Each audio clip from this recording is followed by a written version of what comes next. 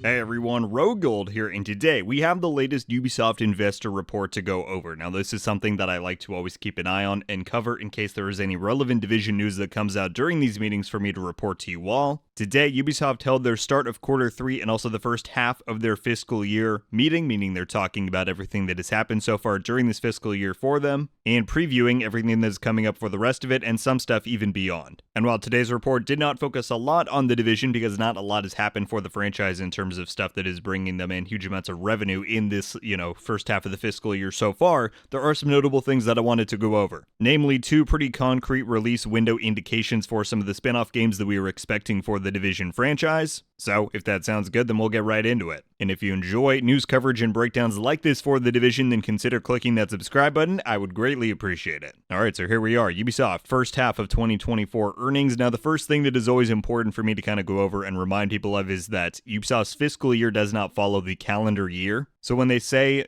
fiscal year 2023 to 24, what that means, their fiscal year starts on, I believe, April 1st of any given year, and then it ends on March 31st of the following year. So fiscal year 2023, for example, began on April 1st of 2023, and it will end on March 31st of 2024. And so given they always talk about game releases and timelines in the fiscal year sense, that is always important to go over. Now, the part that we want to skip to here on this report is right here in the Outlook section. And as always, I'll leave a link for this down below so you can check it out if you want to. The one part I did want to highlight here that is somewhat relevant for the division is that they said the company has decided to launch this other large game in fiscal year 24 to 25 so as to maximize its value creation. Again, that would indicate beyond April 1st of next year. And I've seen some people begin to speculate that this large game they're talking about is Star Wars Outlaws, which is the big other game that Massive Entertainment is working on. Now, that's not a huge surprise to me. My thought of when this game was going to release was always maybe late summer, early fall of 2024. But we do know that once that game ships, that is when the bulk of work will likely start to begin on the Division 3. That's when Julian Garrity will transition back to the executive producer of the Division franchise. So it is an important milestone for us to keep our eyes on if this is indeed the game they're talking about. Again, they're always vague with that stuff, but that's what I've seen people speculate. But here's what we care about, which is them talking about the lineup for the remainder of fiscal year 23, which again extends from right now until the end of March 2024. They say the lineup for the remainder of the fiscal year includes, on the premium side, Assassin's Creed Mirage, which is already released, Assassin's Creed Nexus VR, this is the other title that Red Storm is working on, if you didn't know,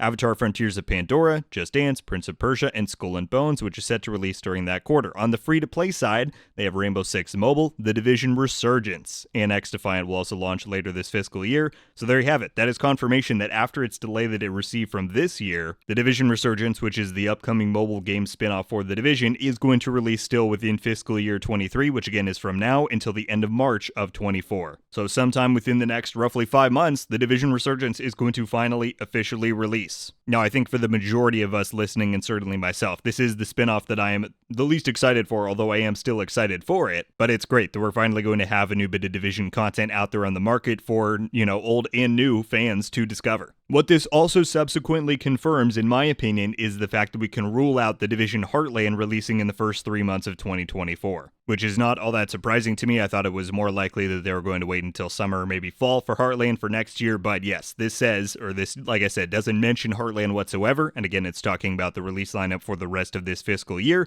so that pretty much confirms that the Division Heartland will not release before April of 2024. And there you have it, folks. Like I said, not a ton of stuff to go over, but given we did get that pretty much solid release confirmation for the Division Resurgence, I did want to go over this, as well as the fact that they don't mention Heartland. That's something that although I didn't believe it was likely, I said it would be nice, wishful thinking if Heartland did release around March to kind of fill that gap between now and the launch of the Division 2's next DLC. But I digress. That is the latest information we have from Ubisoft thanks to the first half of fiscal 23 investor report, and I want to hear all of your thoughts on it. Are you looking forward to the Division Resurgence's launch within the next few months here? Is there anything that surprised you that you wanted to see? Let me know it all down below. That is going to do it for me today, everybody. Thank you all so much for watching. I'll see you in the next one. RogueGold.